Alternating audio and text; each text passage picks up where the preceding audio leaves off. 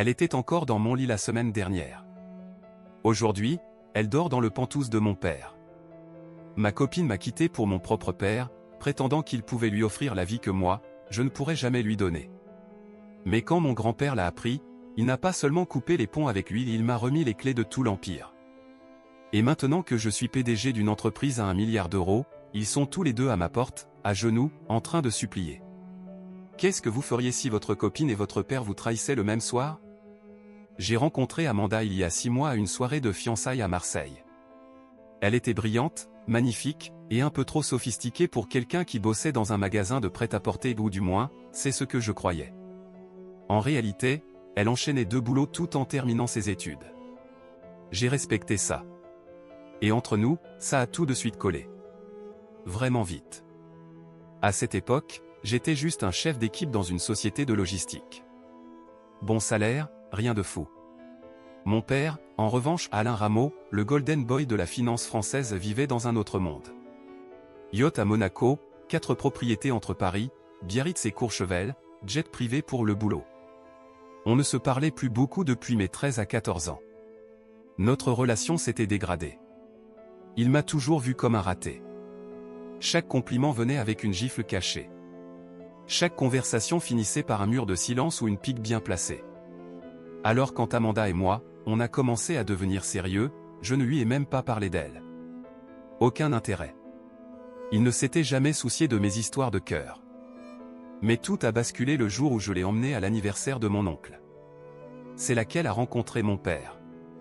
Comme d'habitude, il était tiré à 4 épingles, costume 3 pièces, sourire trop blanc, et assez de parfum pour intoxiquer toute la pièce.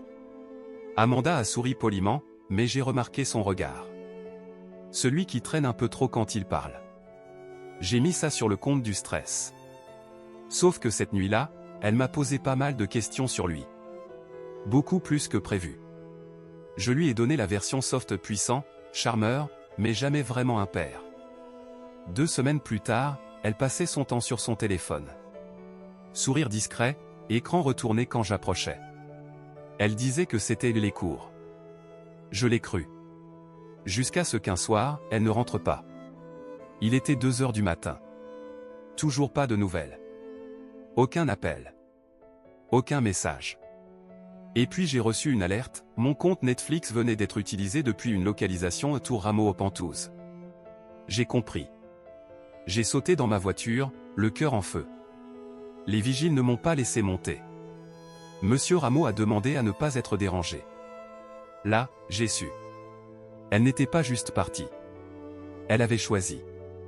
Elle m'avait troqué contre un homme qui aurait pu être son père à mon père. Je n'ai pas pleuré. Je n'ai pas crié. J'ai juste tourné les talons. Mais le destin avait d'autres plans. 3 jours plus tard, mon grand-père, le vrai patron derrière Rameau Group, m'a convoqué. Il avait tout appris. Il m'observait depuis un moment. Il m'a dit qu'il en avait assez de voir son fils salir le nom de la famille. Puis il m'a tendu un dossier. Dedans, un transfert complet du contrôle exécutif. À mon nom. Prise d'effet immédiate. Tu l'as mérité, m'a-t-il dit. Lui, il l'a perdu. Et en un instant, tout a changé. Je ne savais même pas quoi dire au début. Assis dans ce fauteuil en cuir, les yeux rivés sur les papiers confirmant que je dirigeais désormais le Rameau Group, mes mains tremblaient encore. J'avais toujours rêvé de prouver ma valeur, de sortir de l'ombre de mon père, mais jamais comme ça. Mon grand-père ne mâchait pas ses mots. Ton père est imprudent, égocentrique, et incapable de résister aux femmes. Avant, il était affûté. Maintenant, il est ramolli. Il s'est penché vers moi. Toi? T'as les crocs. Il m'a dit que je commençais tout de suite. Les réunions étaient déjà programmées. Le conseil d'administration était informé. Ce n'était pas juste une promotion, c'était une destitution. Je suis sorti de son bureau avec un badge d'accès, un téléphone de direction, et pour la première fois, le respect des gens autour de moi. Amanda m'a envoyé un message ce soir-là. Le premier depuis des jours. Amanda, on peut parler? S'il te plaît. Je n'ai pas répondu. 2 jours plus tard, elle s'est pointée chez moi. Elle n'avait plus le même air. Plus de maquillage, plus de manteau de luxe. Juste elle, celle d'avant la trahison. J'ai fait une erreur, a-t-elle dit dès que j'ai ouvert. Je savais pas. J'ai pas réfléchi. Je ne l'ai pas fait entrer. Je l'ai laissé parler. Il m'a dit des choses. Que tu n'étais pas sérieux avec moi. Que tu te servais de moi. Il disait que je méritais mieux. Je lui ai posé une seule question, tu as couché avec lui avant ou après avoir disparu ce soir-là? Elle a hésité. Juste assez. Avant. Elle allait pleurer. Moi, je suis resté de marbre.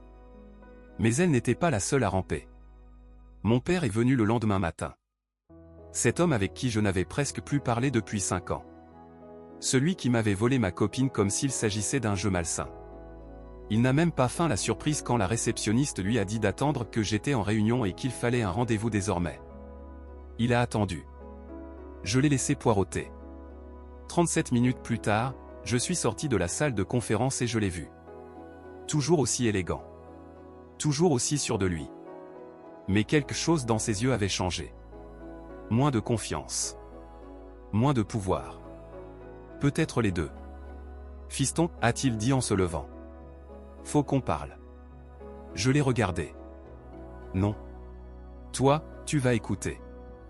Et je suis passé devant lui. Direction mon bureau au dernier étage. Sa bouche s'est entrouverte comme s'il allait me suivre. Mais les agents de sécurité étaient déjà au courant. Mon grand-père y avait veillé. Il n'est pas entré. Ni ce jour-là. Ni le suivant. Même pas quand Amanda est revenue avec lui la semaine d'après, tous les deux plantés sous la pluie, devant l'immeuble. Je pensais que je ressentirais de la satisfaction. Mais ce que j'ai ressenti allait bien plus loin. Ce n'était pas de la vengeance. C'était de la justice. Et ce n'était que le début. Ils ont continué à revenir. Tous les deux, comme un rituel. D'abord séparément, puis ensemble. Amanda, le maquillage qui coule, mon père, le regard faussement humble vissé sur son visage parfait. Ils n'étaient pas juste désolés, ils étaient à bout. La nouvelle s'était répandue. Le conseil d'administration l'avait évincé de toutes les décisions stratégiques. Son nom restait affiché sur quelques murs, mais le pouvoir? Il était à moi, désormais. Amanda a glissé une lettre sous la porte de mon bureau. Manuscrite. 8 pages. Je n'ai pas dépassé la 2e. Dès qu'elle a écrit, ce n'était pas pour l'argent, je l'ai mise dans la déchiqueteuse. Parce que c'était exactement pour ça. J'ai appris par mon assistante qu'Amanda avait tenté d'utiliser mon père pour décrocher un contrat de mannequinat avec l'une de nos filiales mode. Elle pensait que coucher avec lui ouvrirait la porte d'une vie qu'elle ne voulait pas construire elle-même. Elle ne m'avait pas seulement trahi. Elle m'avait calculé. Quant à mon père, il perdait bien plus qu'une entreprise. Les investisseurs exigeaient sa sortie totale. Le manoir dans lequel Amanda vivait? Aux frais de la société. Compte bloqué. Voiture? Reprise dans la semaine. Amanda a retrouvé son ancien studio sous les toits de Lyon en moins de 10 jours. Mais le pire? Il ne semblait même pas tenir à elle. Lorsqu'elle a tenté de lui prendre la main, un matin devant l'entrée de nos bureaux, il l'a repoussée. Il ne l'aimait pas. Elle était un outil. Un levier pour m'humilier. Et maintenant qu'elle ne servait plus à rien, elle ne signifiait plus rien. Et elle l'a compris. C'est là qu'elle s'est vraiment effondrée. Elle a commencé à m'envoyer des messages vocaux, en larmes, répétant qu'elle regrettait, qu'elle ne réalisait pas ce qu'elle avait jusqu'à ce qu'elle le perde. Elle m'a supplié de la voir juste pour parler. Et j'ai failli dire oui. Pas parce que je voulais la récupérer. Mais parce que je voulais comprendre. Savoir quand ça avait commencé. Pourquoi? Alors j'ai accepté. Une fois. Endroit public. Plein jour. Elle est arrivée méconnaissable. Amaigrie, pâle. Rien à voir avec la femme qui souriait en caressant ses cheveux, rêvant d'avenir à mes côtés. Je pensais qu'il m'aimait, elle a murmuré, la main tremblante sur son café. Mais il s'est servi de moi, pas vrai? Je ne lui ai pas répondu. C'est toi le bon, elle a dit. Je le vois maintenant. Et j'ai tout gâché. Silence. Puis elle m'a regardé, les yeux pleins d'un espoir malade. Tu crois qu'on pourrait recommencer? Je me suis penché doucement vers elle. Un seul mot. Non. Et je suis parti. parce que je ne laisserai jamais l'histoire se répéter. Mais ce que je n'avais pas prévu, c'est ce que mon père allait faire ensuite. Le coup d'après est tombé vite. Trop vite. Mon père s'est pointé à une réunion des actionnaires sans y être invité. Il n'était pas sur la liste. Il n'a même pas tenté de passer par l'accueil. Il est entré par une porte latérale, comme s'il dirigeait encore les lieux. La sécurité ne l'a pas arrêté. C'était voulu. Je voulais voir jusqu'où il oserait aller. Il s'est assis au fond, sans rien dire. Jusqu'à ce que je monte au pupitre. Je venais de présenter nos résultats trimestriels pour la première fois en 2 ans, on était dans le vert quand il a levé la main, comme dans une salle de classe. Je lui ai fait signe. Il s'est levé. Je pense qu'on fait une erreur, a-t-il dit d'une voix forte. Remplacer l'expérience par l'émotion. Un silence pesant est tombé sur la salle. On peut mettre un jeune homme dans un beau costume, a-t-il continué, mais ça ne veut pas dire qu'il est prêt à diriger. Certains des investisseurs les plus âgés ont hoché la tête. Ceux qui jouaient au golf avec lui. Ceux qui détestaient le changement. Mais j'étais prêt. Je suis d'accord, j'ai répondu. Diriger, ce n'est pas une question de costume. C'est une question de résultat. Et depuis que j'ai pris les rênes, nous avons restauré la confiance des marchés, doublé les rendements, et redressé 3 divisions en chute libre. Je me suis tourné vers lui. Vous avez eu votre chance. Et vous l'avez gaspillée. Il m'a fixé. Sans expression. Sans ciller. Puis il a lancé quelque chose que je n'avais pas vu venir. Tu crois qu'ils t'ont donné ça parce que tu l'as mérité? Ça m'a frappé plus fort que je ne veux l'admettre. Il s'est approché, presque en chuchotant. Ils te l'ont donné parce qu'ils avaient fini avec moi. Tu n'es pas leur choix. Tu es leur bouche-trou. Je suis resté impassible. Mais à l'intérieur, je l'ai senti. Et lui, il l'a vu. J'ai construit cet empire, a-t-il dit. Et toi, tu ne fais que réchauffer la chaise en attendant de cramer comme tous ceux qu'ils ont utilisés avant toi. Cette nuit-là, je n'ai pas dormi. Il avait tort. Mais pas complètement. Je n'avais pas construit l'entreprise. J'en avais hérité. Avec toutes ses ruines. Et là, j'ai compris. Je ne pouvais pas juste diriger Rameau Group. Je devais le reconstruire. À ma manière. Dès le lendemain, j'ai convoqué une réunion d'urgence du conseil. J'ai présenté un plan sur 5 ans pour rompre avec tous les scandales, toutes les casseroles laissées par mon père. J'ai réorganisé les divisions, promu des talents jeunes, fermé les projets absurdes qu'il avait lancés pour flatter les magazines. Je n'ai pas seulement repris l'entreprise. J'ai effacé son empreinte. Et dès la fin du trimestre, les chiffres m'ont donné raison. Mais au moment où je croyais que le passé était enfin derrière moi, Amanda est revenue. Pas seule, cette fois. Et ce qu'elle avait dans les mains allait tout changer. Elle m'attendait près de ma voiture, dans le parking souterrain, un endroit où elle n'avait aucune raison d'être. La sécurité avait dû faire une erreur, ou peut-être qu'elle avait réussi à convaincre quelqu'un de la laisser passer.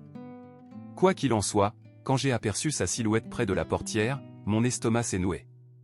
Elle tenait un dossier. Je ne disais rien. Je la fixais. Elle avait l'air nerveuse. Comme si elle ne savait pas si j'allais crier, la faire arrêter, ou l'ignorer. Je sais que je ne devrais pas être là, a-t-elle lancé rapidement. Mais, c'est urgent. Je suis resté figé. Elle a lentement ouvert le dossier et sorti une petite pile de mes imprimés. Puis une clé USB. J'ai trouvé ça dans le bureau de ton père, a-t-elle expliqué.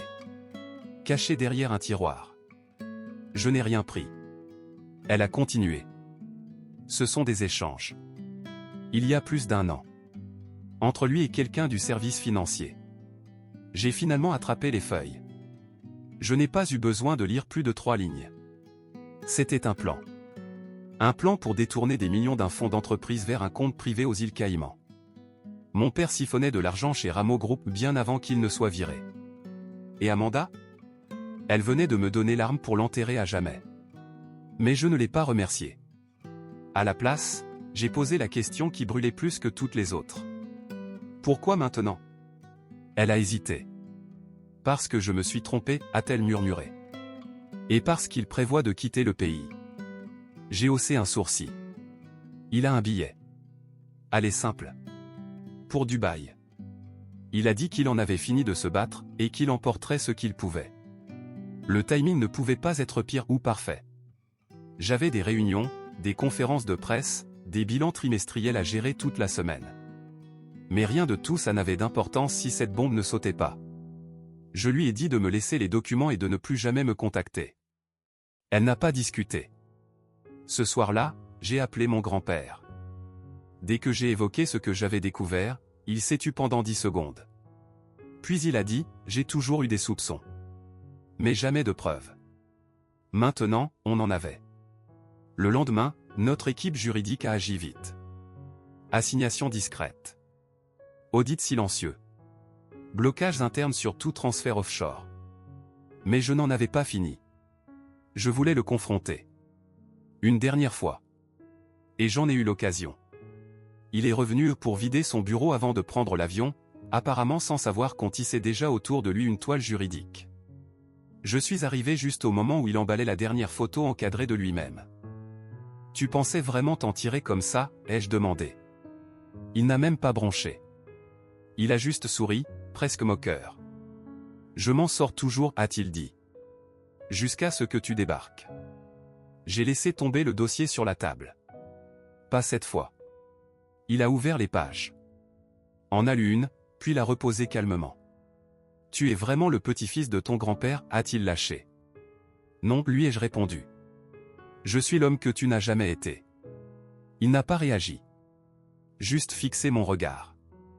Et pour la première fois de ma vie, j'ai vu la peur dans ses yeux. Ce regard, la peur n'a duré qu'une seconde. Puis il est redevenu arrogant.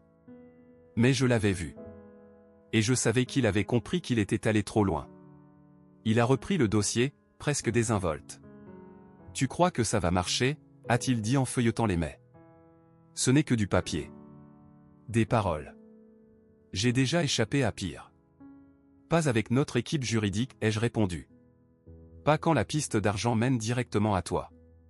Il s'est appuyé sur le bureau, comme s'il possédait encore la pièce alors qu'il l'avait déjà perdue. Tu veux m'enterrer? Vas-y. Mais souviens-toi que tu es à ce bureau grâce à moi. Tu portes mon nom. Tu es mon ombre, comme un costume sur mesure. Je ne suis pas toi, ai-je répliqué. C'est pour ça qu'ils m'ont choisi. Il a ricané. Non, ils t'ont choisi parce qu'ils savaient que j'avais déjà tout brûlé. Tu n'es que l'équipe de nettoyage. Je n'ai rien dit de plus. Je me suis juste retourné et suis parti. 1 heure plus tard, les contrôleurs fédéraux attendaient déjà dans le hall. Il n'a pas résisté. Peut-être qu'il savait que ça ne servait à rien. Ou peut-être voulait-il voir si j'irais jusqu'au bout. J'y suis allé. À la fin de la semaine, l'affaire a éclaté. Ancien PDG de Rameau Group sous enquête pour détournement de fonds. J'ai tenu une courte conférence de presse pas pour me vanter, mais pour protéger la boîte. Montrer que le leadership était là. Que la stabilité revenait. J'ai dit la vérité, notre maison avait des fissures. Mais nous avons renforcé les fondations. Nous ne partirons pas. À l'intérieur, c'était le chaos. Mais à l'extérieur, les actions ont grimpé. Les investisseurs sont revenus. Mais les appels ont aussi commencé. De la famille. De ses amis. De ceux qui m'ignoraient autrefois à chaque réunion de famille et qui voulaient maintenant reprendre contact. Et puis, incroyablement. Amanda. Elle a appelé depuis un nouveau numéro. Laissé un message que je n'oublierai jamais. Il me rend responsable, disait-elle, la voix tremblante. Il dit que c'est moi qui l'ai piégé. Que j'ai toujours travaillé pour toi. Je n'ai pas rappelé. Il n'y avait plus rien à dire. Elle avait été spectatrice de sa propre chute. Mais il restait un dernier rebondissement. 1 semaine après les derniers événements, mon grand-père m'a demandé de le rejoindre dans son bureau privé, un endroit où je n'avais pas mis les pieds depuis des années. Il était là, assis aux côtés du président du conseil d'administration, l'air plus sérieux et fatigué que jamais. Ce genre de regard qui annonce que ce qui va suivre ne sera pas léger. « Il faut qu'on parle » a-t-il commencé, la voix lourde. Je me suis préparé mentalement, craignant une mauvaise nouvelle, un nouveau coup dur. Mais au lieu de ça, il a sorti un épais dossier en cuir marron, soigneusement fermé. Il l'a posé devant moi avec un léger soupir. Dedans se trouvait un testament révisé. Mon grand-père, après des années à tenir les rênes dans l'ombre, avait décidé qu'il était temps de passer le flambeau. Il annonçait officiellement son départ à la retraite, non pas simplement comme un geste symbolique, mais en nommant clairement son successeur. Et ce successeur, c'était moi. Non plus PDG par intérim, ni un simple intérimaire placé là pour calmer la tempête. Non. Il me confiait tous les pouvoirs, la responsabilité complète de l'entreprise, avec la confiance totale de l'ensemble du conseil. Un acte solennel, qui marquait la fin d'une époque et le début d'une autre. Tu as fait ce que ton père n'a jamais su faire, m'a-t-il dit avec gravité. Tu as gagné ta place. Tu as mérité cette responsabilité. Ce fut un moment chargé d'émotions. Le poids des attentes, le poids de l'histoire familiale, la lourdeur du passé qui s'effaçait peu à peu devant une nouvelle réalité. Pourtant, malgré cette victoire qui aurait dû m'apporter soulagement et fierté, quelque chose en moi restait en suspens. Un mélange d'amertume, de doute, et peut-être même un peu de peur. Ce n'était pas encore fini. Parce que, 2 jours plus tard, quelqu'un frappa à ma porte. Amanda. Sans maquillage, sans masque. Simplement elle, nue face à la vérité. Mais cette fois, elle n'était pas seule. Derrière elle, un homme d'une 40aine d'années, le visage marqué par la fatigue et la tension. Une veste en cuir usé, les épaules crispées, mais un regard déterminé. Il se tenait là, presque protecteur, comme s'il voulait la mettre à l'abri du monde. Je ne l'ai pas reconnu tout de suite. Mais sa posture, la manière dont il restait en retrait, comme pour couvrir Amanda, m'a tout dit. Elle avait peur. On peut parler, a-t-elle demandé d'une voix basse, presque suppliante. Je n'ai rien répondu. Je reculai lentement, prêt à refermer la porte. Mais l'homme prit la parole avant que je ne puisse partir. Tu devrais l'écouter, dit-il calmement. C'est à propos de ton père. Ces mots ont stoppé net mes gestes. Je suis sorti sur le palier, bras croisés, sans les inviter à entrer. Amanda semblait épuisée, comme si ces dernières semaines l'avaient vidée de toute énergie. Il sombre, murmura-t-elle. Depuis l'enquête, il est en train de craquer. Colère, paranoïa. Il rejette tout le monde. Et pourquoi est-ce mon problème, ai-je demandé, ferme. L'homme, qui se présenta comme son cousin et ancien militaire, s'est penché vers moi. Parce qu'il n'est pas juste paranoïaque, expliqua-t-il. Il prépare quelque chose. Quelque chose de désespéré. J'ai senti mon cœur s'accélérer. Amanda sortit son téléphone et déverrouilla l'écran pour me montrer une série de messages. Des textos venant de mon père. Ce n'étaient pas des menaces. C'étaient des plans. Des mentions d'un jet privé sous un faux nom. Des instructions pour retirer des fonds avant que tout soit gelé. Des références à moi. Il ne partira pas tranquillement, dit-elle. Il a dit que s'il tombe, il m'entraînerait avec lui. Je restais figé devant l'écran. Ce n'était plus juste de la peur. C'était une intention claire. Je lui demandai comment elle avait obtenu ces messages. Il pense encore que je suis de son côté, avoua-t-elle. Qu'il peut me faire revenir. Il se trompe. Et quand je lui demandai pourquoi elle m'aidait, ses yeux s'embuèrent. Parce que je t'ai détruit une fois. Je ne referai pas cette erreur. Je n'ai pas répondu. Pas de merci. Pas de pardon. Mais j'ai transféré chaque capture d'écran à notre équipe juridique et au directeur de la sécurité. Quelques heures plus tard, ils sont passés à l'action. Ils ont gelé tous les comptes offshore liés à son nom. Signalé tous ses déplacements sous alias. Informé les agents fédéraux qui suivaient déjà l'affaire.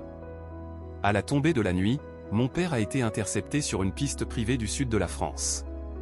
Il n'est jamais monté dans l'avion. La presse a repris la nouvelle.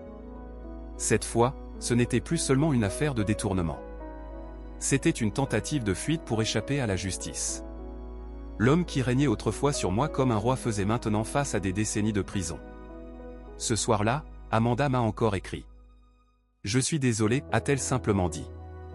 Mais je n'ai pas répondu. Ce chapitre était clos. Ou du moins, c'est ce que je croyais. 2 jours après cette soirée où Amanda était revenue avec son cousin, mon téléphone a sonné. C'était mon grand-père. Sa voix, grave et pesante, trahissait une urgence inhabituelle. Il faut que tu viennes au bureau. Il y a quelque chose que tu dois voir, m'a-t-il dit simplement. Je ne comprenais pas. Après tout ce qui venait de se passer, je pensais qu'on avait fait le plus dur. Mais je n'avais pas le choix. Je suis allé le retrouver. Son bureau sentait les vieux livres et le whisky corsé. Je n'y avais pas mis les pieds depuis mon adolescence, quand je voyais mon grand-père comme une légende inaccessible. Aujourd'hui, il était juste un homme. Mais un homme qui tenait une enveloppe brune épaisse, marquée à mon nom. Il n'a pas dit un mot. Il me l'a juste tendue. C'était destiné à ton père, m'a-t-il expliqué. Mais après tout ce qui s'est passé, tu dois savoir. J'ai ouvert l'enveloppe avec précaution. À l'intérieur, des documents anciens. L'un d'eux était un acte de naissance. Mais ce n'était pas le mien.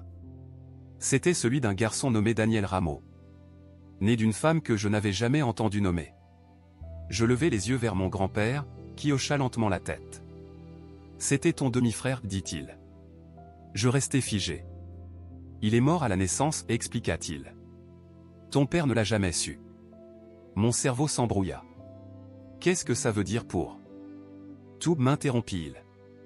Quand ton père a épousé ta mère, je lui ai parlé de cette grossesse. Je lui ai dit qu'il avait un fils quelque part. Il s'en fichait. Il a dit que le passé était mort. Je feuilletai d'autres papiers, des lettres, des photos d'une femme tenant un nourrisson dans un lit d'hôpital. Mon grand-père reprit. Il a construit sa vie comme une forteresse. Pas de faiblesse, pas de vulnérabilité. Mais il y avait toujours de la culpabilité. C'est pour ça qu'il t'en voulait. Tu lui rappelais le fils qu'il avait abandonné. Ça m'a frappé comme un coup de poing. Il ne te détestait pas, murmura mon grand-père. Il détestait ce que tu représentais et une seconde chance qu'il ne méritait pas. Je me laissai tomber dans un fauteuil, les documents sur les genoux. Tu lui as tout donné, dis-je. En sachant ça? C'était mon fils, répondit-il simplement. J'espérais qu'il se relèverait. Mais il a tout détruit. Il se servit un verre. Me proposa un verre que je refusai. Puis il dit quelque chose que je n'oublierai jamais. Tu n'as pas gagné parce qu'il a perdu. Tu as gagné parce que tu as refusé de devenir lui. Ces mots ont résonné dans ma tête tout le trajet du retour. Cette nuit-là, j'ai ouvert un tiroir que je n'avais pas touché depuis des années. Dedans, une photo de mon père et moi, quand j'avais 7 ans. Sur un quai, canne à pêche à la main. Il souriait. Moi aussi. Je ne me souvenais pas de ce jour-là. Mais la photo ne mentait pas. On n'avait pas toujours été brisé. Quelque part, quelque chose s'était fissuré. Et ça n'avait jamais été réparé. Et maintenant, il était peut-être trop tard. Ou peut-être pas. Parce que le lendemain matin, j'ai reçu un appel. De prison. C'était lui. Le message vocal était court. Rugueux. Presque hésitant. C'est moi. Ils ont dit que je pouvais passer un appel. Si tu réponds la prochaine fois, je ne te ferai pas perdre ton temps. Je ne l'ai pas effacé. Je n'ai pas rappelé tout de suite non plus. Le message est resté dans mon téléphone pendant 2 jours, comme une provocation silencieuse. Je ne savais pas ce que je voulais vraiment de lui, une clôture, une confession, ou juste un signe qu'il était encore humain. Au 3e jour, j'ai fini par accepter l'appel en PCV. Il y eut un silence à l'autre bout du fil. Puis, tu as changé de voix. Toi aussi, ai-je répondu. Encore un silence. Tu gères bien la boîte, a-t-il dit. Je n'ai rien répondu. Il a toussé. Je n'ai pas appelé pour parler boulot. Je suis resté silencieux. Il a soupiré. Je voulais dire, je n'ai pas été juste avec toi. Pas comme père. Pas comme autre chose. Je n'ai rien dit, je l'ai laissé parler. Tu me rappelles quelqu'un que j'ai perdu. Pas Amanda. Pas la société. Un garçon. Daniel. Ce nom encore. Mon demi-frère. Je ne savais pas comment élever un fils quand j'en avais déjà raté un que je n'ai jamais rencontré, a-t-il poursuivi. Je me voyais en toi. Et je détestais ce que je voyais. Le silence entre nous s'étendait comme un gouffre. Puis il ajouta, mais tu n'étais pas moi. Tu ne l'as jamais été. J'ai finalement parlé. Pourquoi maintenant? Parce que j'ai du temps, répondit-il avec un rire amer. Et pas grand-chose d'autre. J'ai eu envie de lui crier dessus. de lui demander pourquoi il avait essayé de me détruire. Pourquoi il avait utilisé Amanda comme arme. Pourquoi il m'avait fait sentir invisible toute ma vie. Mais au lieu de ça, j'ai demandé. Que veux-tu de moi? Il hésita. Rien. Je voulais juste partir de ce monde en disant que j'avais eu tort. J'ai raccroché. Pas par colère. Mais parce qu'au fond, j'avais déjà fait la paix avec ça. Cette nuit-là, je suis allé faire un tour en voiture. Sans destination. Juste réfléchir. À l'héritage. Au sang. Aux cycles dans lesquels on est, et à ceux qu'on décide de briser. Et j'ai compris quelque chose. Je n'avais pas gagné. J'avais survécu. Il y a une différence.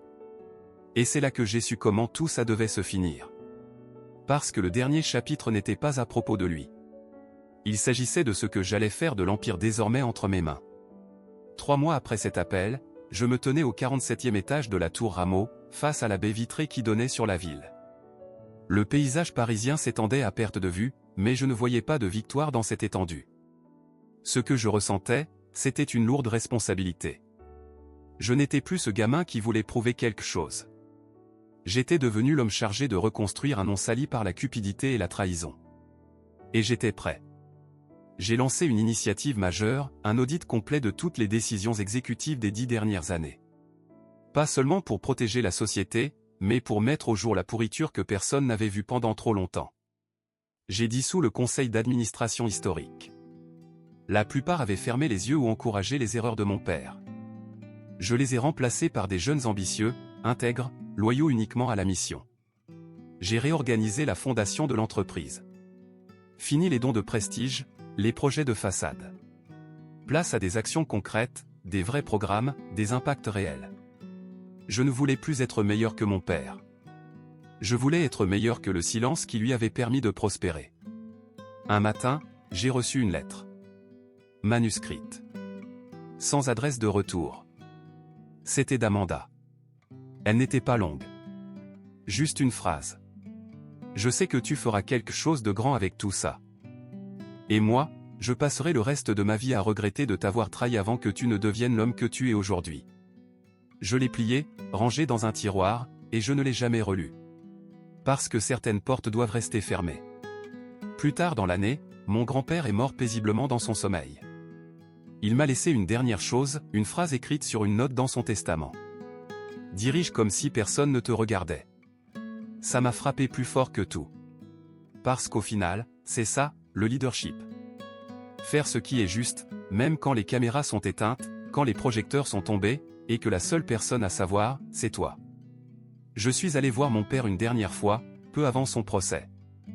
Il était plus mince, plus silencieux. Tu me détestes, m'a-t-il demandé. Non, ai-je répondu. J'ai dépassé ça. Il a hoché la tête, sans rien dire de plus. Quand je suis parti, il ne m'a pas regardé. Et moi non plus. Aujourd'hui, chaque matin, je franchis la porte de ce bureau d'angle, non pas en fils qui tente de remplir des chaussures trop grandes, mais en homme qui a enfin forgé les siennes. Pas par vengeance. Pas pour une validation.